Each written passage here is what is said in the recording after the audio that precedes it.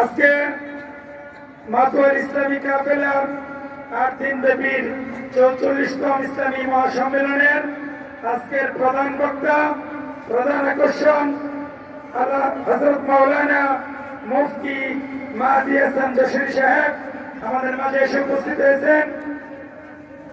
হুজুরে এখনই ওনার মূল্যবান তাকরীর পেশ করবেন।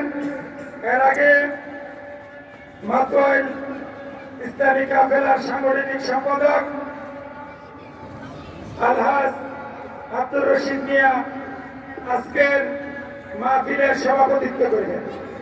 আমি আলহাজ আব্দুর রশিদ মিয়া সাহেব মিয়াকে ওনার সভাপতিত্বের আসন গ্রহণ করার জন্য বিনীতভাবে অনুরোধ করছি। আমরা যারা এদিক সেদিক আছি অতি সত্বর আমরা প্যান্ডেলের মধ্যে চলে আসি। আজকের প্রধান আকর্ষণ, প্রধান মেহমান, প্রধান আলোচক হযরত মাওলানা মুফতি মাহদী হাসান যশোরী সাহেব, বিশিষ্ট ইসলামী চিন্তাবিদ, সুমধুর বক্তা যশোর। হযরতের আলোচনার বিষয় ঈমান ভঙ্গের কারণ। হযরতকে ওনার মূল্যবান তাকরীর পেশ করার জন্য বিনীতভাবে অনুরোধ করছি।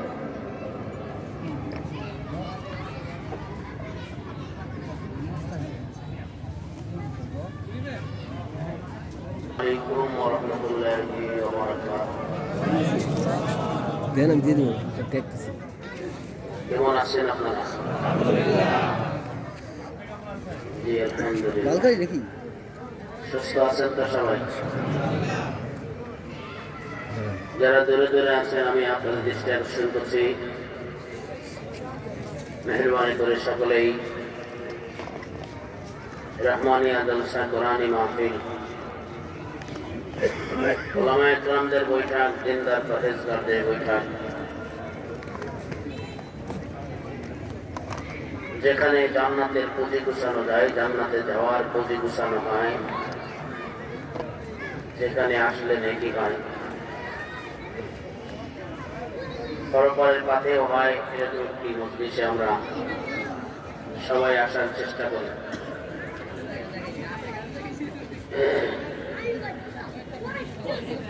আমি আবার আপনাদেরকে সালাম দেই, একটু জোরে সোরে উত্তর দেবেন। আসসালামু আলাইকুম ওয়া রাহমাতুল্লাহি ওয়া বারাকাতুহু। ওয়া আলাইকুম আসসালাম।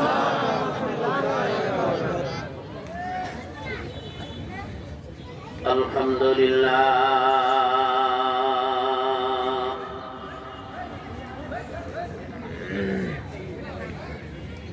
আলহামদুলিল্লাহিল হান্নানিল মান্নান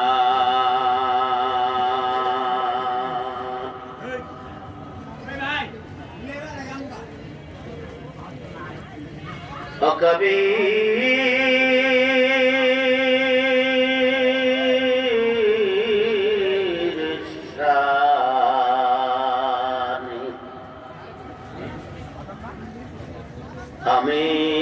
عميم الإحسان الذي أرسل رسوله بالحق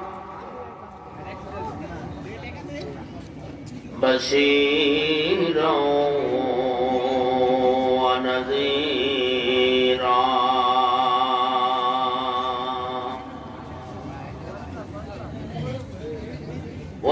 وداعيا إلى الله بإذنه وسراجا منيرا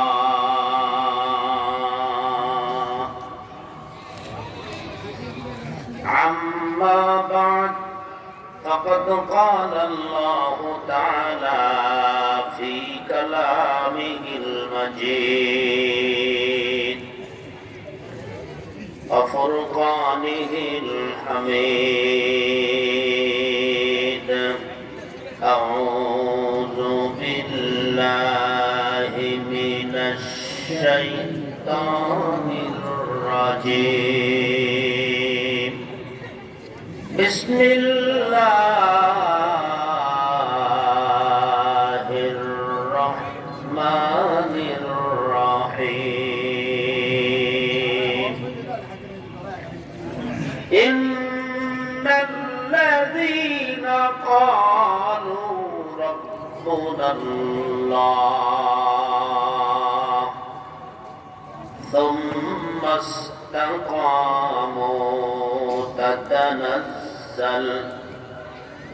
تتنزل عليهم الملائكة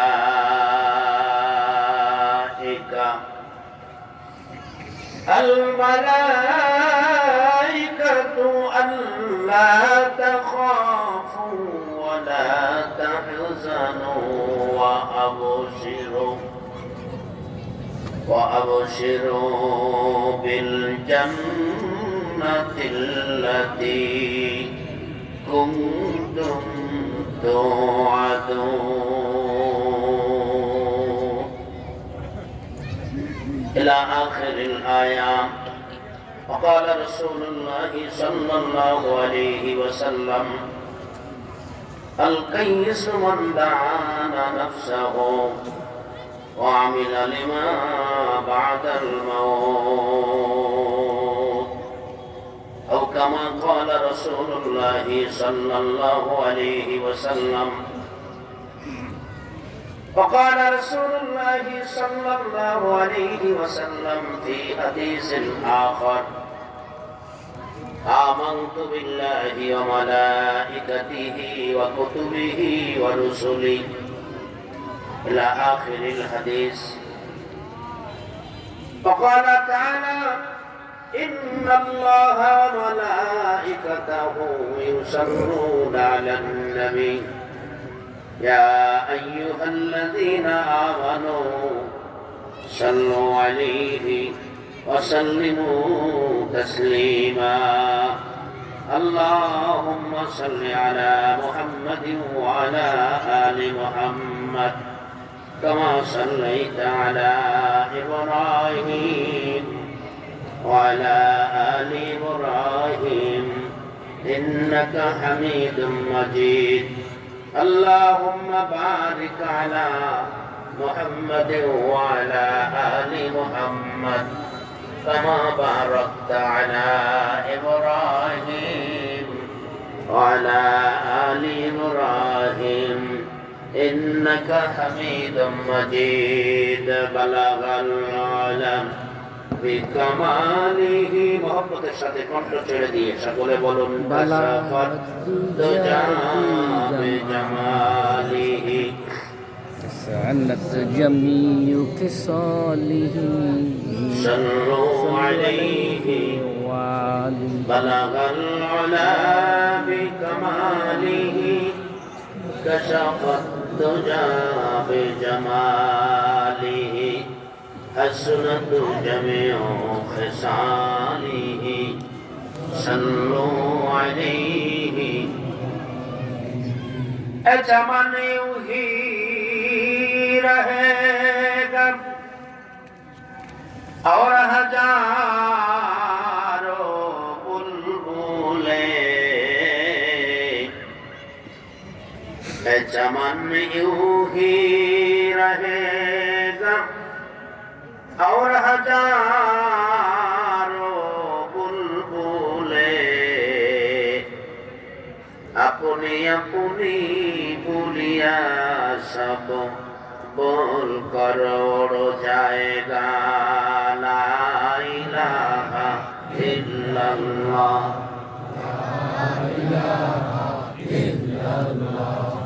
ला इलाहा इल्लल्लाह हर जोरे ला इलाहा इल्लल्लाह.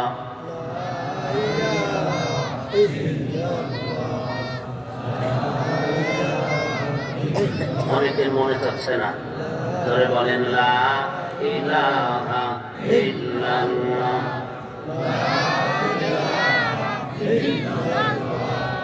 দিন তাকিতে বন্ধ বেলা কাজে লাগবে সন্ধ্যাবেলা, জোরে গান ঠিক কিনা? দিন থাকিতে ভক্তবেলা, কাজে লাগবে সন্ধ্যাবেলা।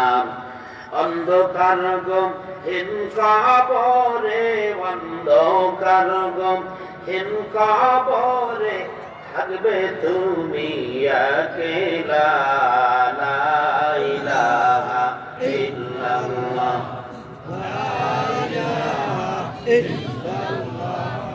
লা ইলাহা ইল্লাল্লাহ, লা ইলাহা ইল্লাল্লাহ, মুহাম্মাদুর রাসূলুল্লাহ সাল্লাল্লাহু আলাইহি ওয়াসাল্লাম। আলহামদুলিল্লাহ, ঐতিহ্যবাহী মাতোয়াইল ইসলামী কাফেলা কর্তৃক আয়োজিত 8 দিন ব্যাপী 40তম ইসলামী মহাসম্মেলন 2024 এর আজকের মাহফিলের অত্যন্ত সম্মানিত সভাপতি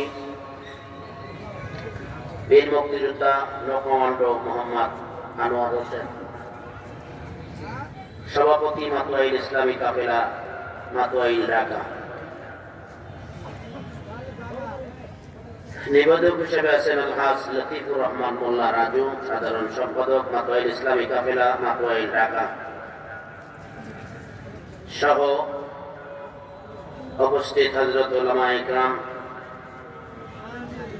সামনে উপবিষ্ট দিন দরদি ইসলাম দরদি মুসলমান ভাইরা, যুবক বন্ধুরা, স্নেহের কচিকাঁচা আজিজ তোলাবা, অদানতুর আলে মাহফিল শ্রবণরতা অশ্রবণরতা আমার মা ও বোনেরা, মহান রব্বুল আলামিনের দরবারে অসংখ্য অগণিত শুকরিয়া জ্ঞাপন করছি যে মহান মনিব আমাদেরকে দুনিয়াবি সকল কাজ থেকে পৃথক করে আজকের এই ইসলামী মহাসম্মেলনে আমাদেরকে যে মালিক একত্রিত করে দিয়েছেন,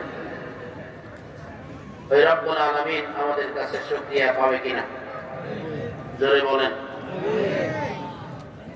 যদি শুকরিয়া পাই, শরীরের সবটুকু শক্তি দিয়ে আর সে আদিক পর্যন্ত অবস্থা পৌঁছে দেওয়ার নিয়তে একবার জোরে সোরে বলেন আলহামদুলিল্লাহ। এবার ঠিক আছে যে না, এটা 8 দিন ব্যাপী মাহফিলের শ্রোতা, 3 জিনিসের সমন্বয় হইলে ওয়াজ সুন্দর হয়। কয় জিনিসের? 1 নম্বরে আল্লাহ পাকের রহমত হতে হবে, বক্তা শ্রোতা গোটা মাহফিলের আয়োজক সকলের প্রতি আল্লাহ পাকের রহমত হতে হবে। আমরা আল্লাহ পাকের রহমত কামনা করি, আমিন। ঠিক কিনা বলেন? আমার বলার কোনো ক্ষমতা আছে? কে বলে? তিনি রহম করলেই তবেই সম্ভব, ঠিক কিনা? ঠিক।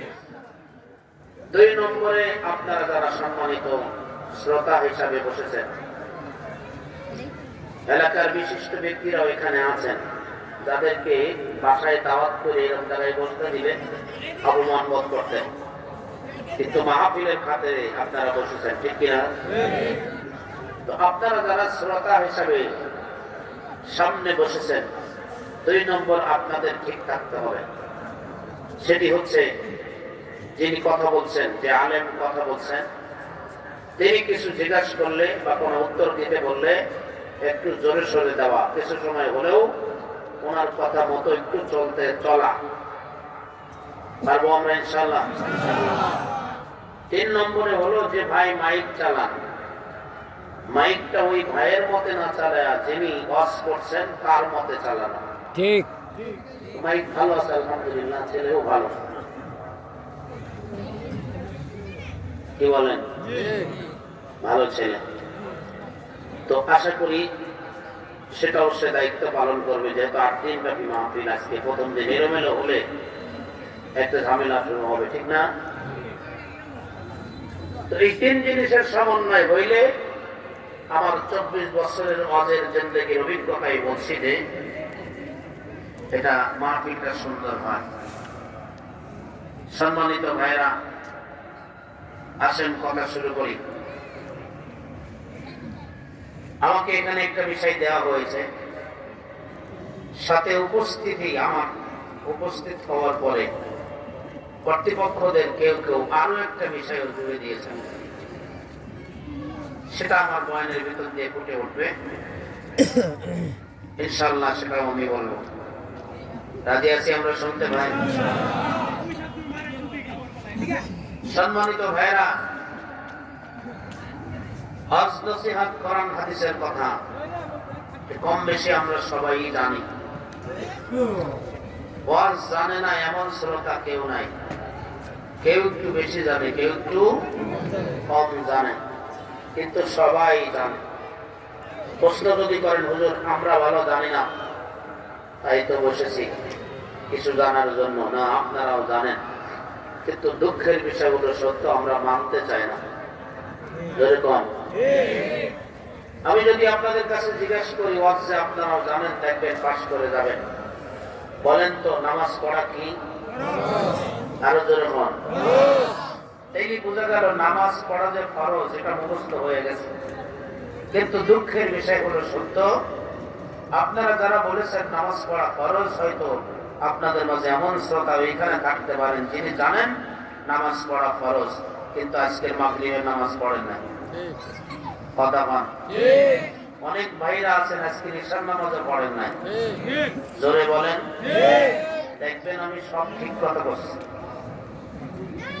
অশ্রে বাড়িতে ঘুমাবেন, অনেক ভাইরা এখানে এমন আছেন যারা ফজরের নামাজও পড়বেন না। ঠিক আছে না? নাই আছে। এই ওয়াজ আমরা ঠিকই জানি যে নামাজ পড়া ফরজ, কিন্তু পড়ি না। রোজা রাখা কি? দেখছেন আপনারা কত জানেন, আপনাদের মাইপে দিয়ে দেখেন আপনারা কত জানেন। রোজা রাখা ফরজ আপনারা বললেন। আমার ভাইরা, কিন্তু আপনাদের মধ্যে অনেক মানুষ এমন আছেন জানেন রোজা রাখা ফরজ, কিন্তু রমজান মাস আসলে পেটে ব্যথা হয়, গ্যাস্ট্রিক বেড়ে যায়। কথা কয় না? কি বেড়ে যায়? হোটেলের পর্দা দিয়ে খায় নাকি? আপনাদের মাত্র আইলে খাবারের হোটেলে রমজান মাসের পর্দা পড়ে না। যারা খায় ওরা সব হিন্দু। কথা বল না খায়। আমার ভাইরা, আমার একবার মনের মধ্যে কৌতূহল জাগলো, আমার এলাকায় রমজান মাসে পর্দার মধ্যে দেখি কারা যাই, দেখি আমার এলাকার মোটা ইয়া মোটা মোটা দিন কুমুরি খাই ঘুরাইতে পারবে না। মোটা ওর মধ্যে রয়েছে। আমি বললাম মোটা তুই এর মধ্যে কেন? মোটা তাড়াতাড়ি করে আমার দেখে উঠে দাঁড়ায়, হুজুর বেয়াদবি নেবেন না, এই দুপুর বেলায় না খেয়ে আমি থাকতে পারি না। আমি বললাম তুই যেই মোটার মোটা, দুপুরে না খেয়ে থাকা তো তোর শরীরের জন্য ভালো। জোরে বলেন ঠিক কিনা? এরকম যে একজন মোটা আপনাদের এলাকায় আছে না নাই? আমার ভাইরা, রোজা না রাখলে কি হয়? ঈদের নামাজ পড়ার কিন্তু দেখবেন ঈদ আসলে আগে নতুন কাপড় পরা রেডি থাকে। ঈদের দিন সকালবেলায় নতুন কাপড় চাপড় পরে একদম জায়নামাজ কাঁধে করে নিয়ে গিয়ে একদম ফাঁস কাতারে জায়নামাজ বেশি উঠে থাকে। যেরকম ঠিক কিনা? ওর জানাই যে মুরব্বী সারা মাস রোজা রাখতে রাখতে বর্ষের মতো রাখা হয়ে গেছে, অমুরব্বী ফাঁস কাতারে জায়নামাজ বিছানোর সুযোগ পায় না। আর একটু জোরে গান ঠিক কিনা? আমার ভাইরা বন্ধুরা, কখনো একদিনে ওদের রোজা একদম রাখে না, তা না, রাখে আগাগোড়া বুঝেন তো, মানে একদম শুরুটা রাখছিল আর শেষেরটা রাখে। কথা বল। রোজারে বাইন্দে ফেলেছে। দোস্তরা আমার, এই পার্টি কোনো একদিনে যদি এক রাকাত না পায়, ইমাম সাহেব সময় মতো নামাজ পড়েছে, কিন্তু ওর 1 মিনিট বা 1/2 মিনিট যাইতে দেরি হয়ে গেছে, এই জন্য দেখবেন নামাজ শেষে ইমাম সাহেবের দিকে প্রাণ নজরে তাকান। বলতেও পারে হুজুর দেখছিলেন তো আমি আসতেছিলাম, 1 মিনিট দেরি করলে তো আপনার নামাজ অশুদ্ধ হয়ে যেত। ইমাম একটা ধমক দিতে পারে, দেয় না? দেয় না? জোরে বলেন, ইমামকে ধমক দেওয়া যাবে? আর জোরে বলেন। ইমামকে ধমক দেওয়া মানুষ এলাকায় 2 জন আছে না নাই? চাকরি পাইছে টাকার। আমার ভাইরা, বলছিলাম ঈদের নামাজ ওয়াজিব নামাজ। ঈদের নামাজ কি? 2 রাকাত ওয়াজিব নামাজ, 1 রাকাত পায়নি বলে ইমাম সাহেবের দিকে আর নজরে তাকাইলো।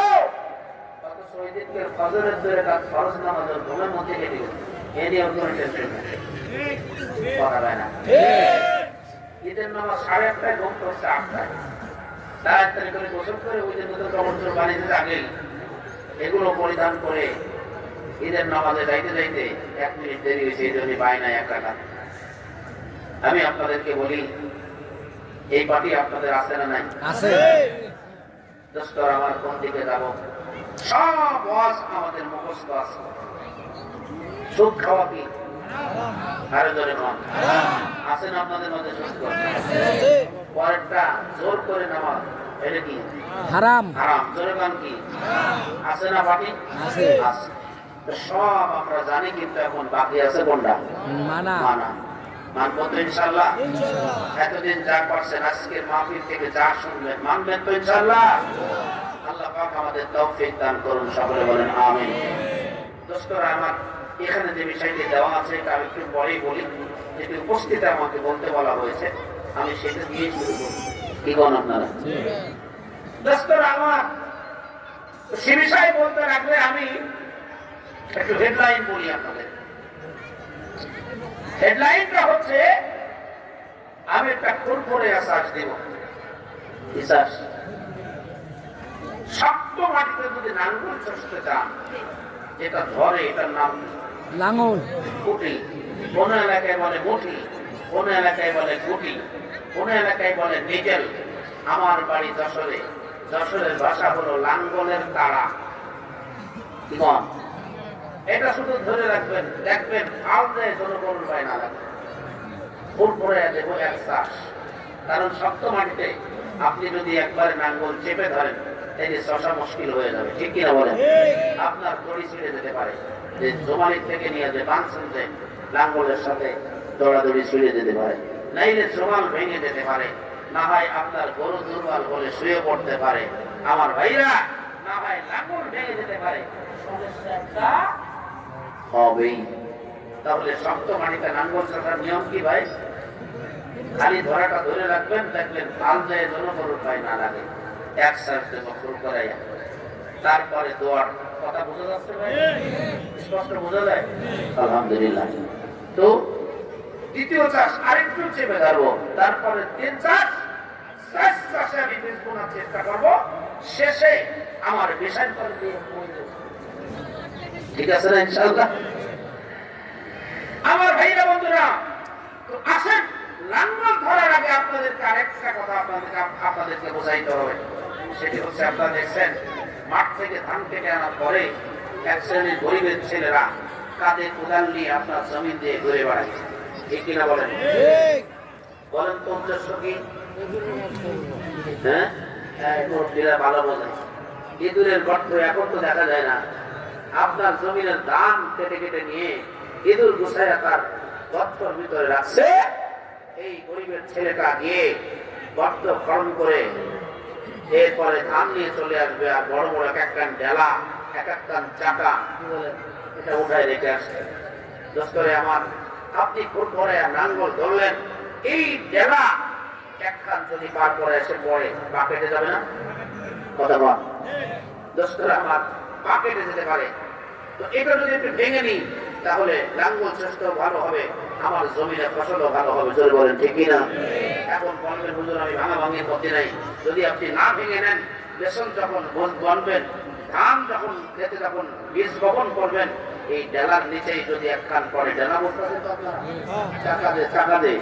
চাকার নিচেই যদি একটা পড়ে, ওইটা কিন্তু আর জ্বালাবে না, গাছ কিন্তু হবে না। বলবেন হুজুর এমন সার জানি আমেরিকান, ওইটা যদি দিই তো গাছ হয়ে যাবে। গাছ যদি হয়ও, এই চাকার নিচেই পড়ার কারণে এটা কিন্তু উঠতে পারবে না।